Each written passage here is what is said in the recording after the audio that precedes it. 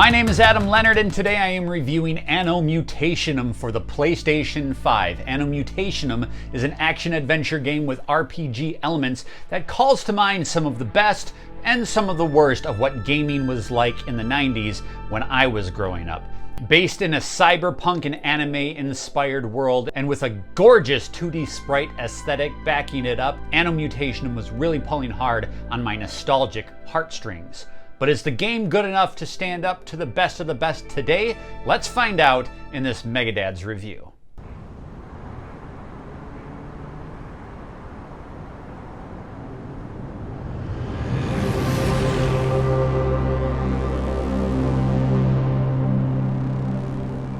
You know, not that long ago, there was a real push in the video game industry of making games that were fueled by retro nostalgia. Games were leaning really hard into sprite-based aesthetics and platformer gameplay to really bring players who, like me, have grown up playing video games back to the feeling of what really ignited that fire, that flame of interest into the video game industry. Games like Shovel Knight were kind of like the pinnacle of that retro-inspired game where they can show you something that feels like what you used to play, but with much more modern sensibilities and make it much more approachable as a new video game. Well, Anno Mutationem takes that concept, moves it forward a couple generations, still placed firmly in the past, because this game looks and feels and just calls to mind what the PlayStation 1, the 32-bit era of video gaming, was all about. Anno Mutationem features gorgeous sprite work artistry in every aspect. It all feels very trenched in that old 90s video game aesthetic. Characters, when you zoom in on them, are pixelated and have,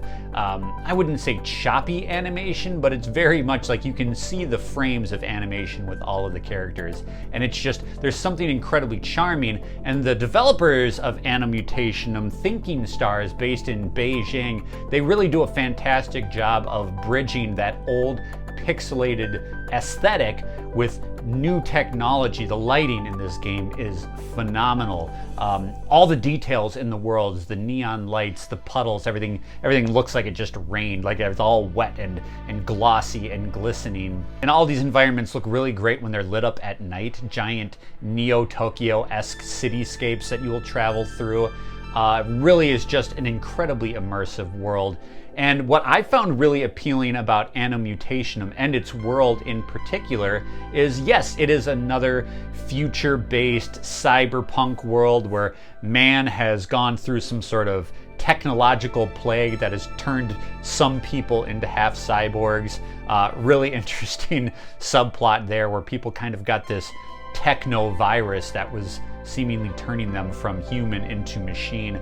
So there's a darkness and kind of a very cyberpunk-esque edge to it, but the characters and the music really kept everything buoyant. It never felt drab, it never felt too dark, and in fact the characters, they eschew a lot of comedy in this game. There are a lot of light-hearted moments between the main character, Anne, and her sidekick, who is always in her earpiece. She projects herself as a hologram into the world, and she's always guiding you and keeping things light.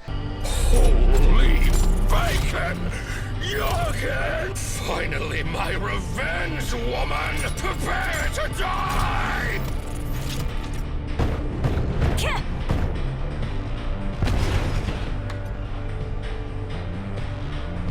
The game does a really good job of keeping the tone light and not being too entrenched in the darkness. And while it's really easy to sell this game on the visuals alone, I mean, this drop-dead gorgeous aesthetic in Anno Mutationem. But if that doesn't get you, maybe the concept of a new wave retro 32-bit style game will. You know, there's a lot of people that are looking for nostalgia these days, and this game absolutely nails it. But what I found really surprising is the game is incredibly fun to play. It features a 2.5D side-scrolling style combat system where Anne can run back and forth on the battlefield, flipping, sliding, and dodging her enemies. There's a multitude of weapons at her disposal, from handguns to machine guns to grenade launchers, short swords, long swords, broadswords, all sorts of really cool weapons that you can find and level up. Anne herself has all sorts of hidden talents. You can optimize her for heavy sword play, or maybe you want to be more of a shooter, so you can optimize her firearms. And Anne herself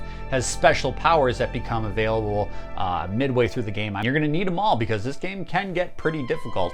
You're going to be coming up against bounty hunters, giant mutants, shadow assassins, and maybe you're going to get thrown into a fight pit with a cyborg who has giant laser arms that shoot at you. There's so much to do in this game.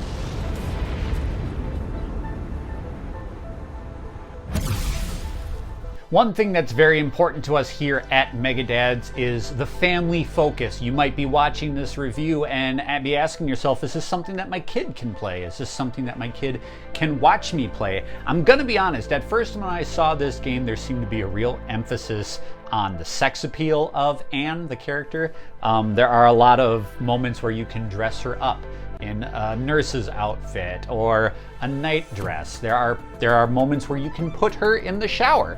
It never goes overboard. There's nothing in the regards to severe vulgarity or overt violence, or what I would describe as really overt and blatant sexuality, but it definitely gets flirty in again, a way that anime used to be in the 90s. I would say this game is really firmly in that PG-13 area. So take that as you will and apply it to how best suits you and the little gamer in your house.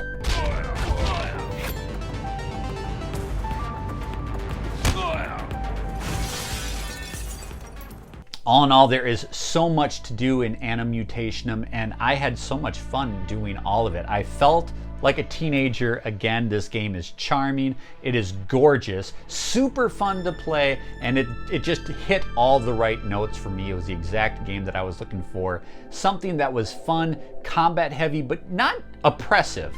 Like, it was just fun. I found myself smiling all the time while playing this game. I highly recommend Anno Mutationem. It is, you know, it's one of those niche games that you're probably not going to be hearing a lot of people talk about.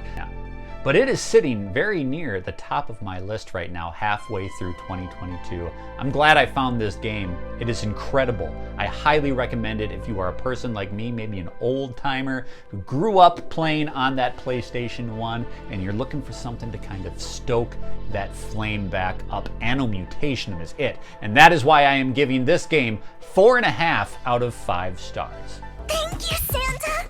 A teddy! I mean, ho ho ho ho ho ho. Who are you? Man, easy. You're trespassing. I'm Santa, the bringer of joy to children. Bullcrap. If you're Santa, I'm Jesus. Thank you so much for watching this Megadads review. I hope you enjoyed it. I hope you look for Anno Mutationem on the PlayStation Store or Steam if you are a PC player. It is phenomenal. I highly recommend you do so, and I also recommend that you like this video and subscribe to the channel. We have so much more in the pipeline here at Megadads. This is where gamer life meets real life. We'll see you next time.